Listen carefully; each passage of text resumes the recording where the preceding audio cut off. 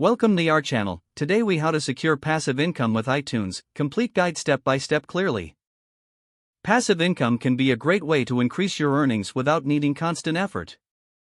One of the platforms you can utilize is iTunes.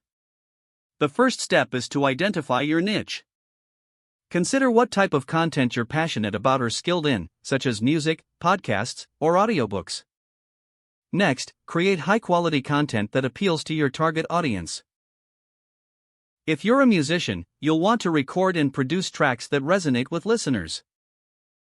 For podcasts, focus on topics that interest you and provide value to your audience. Once your content is ready, set up an iTunes account if you haven't done so already. Make sure to have all the necessary information, such as your name, email address, and payment details. After that, properly format your content.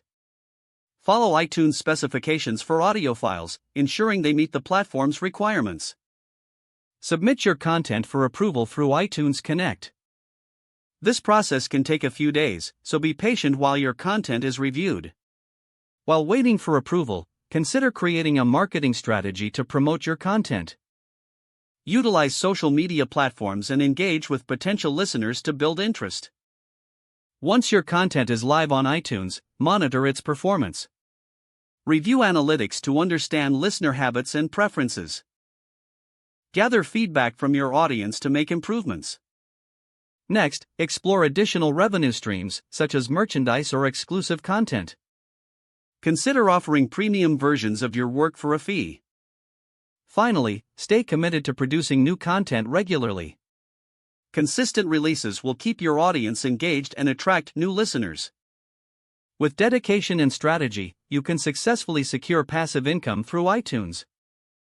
If the page does not load, refresh the browser or try again in a private or incognito window.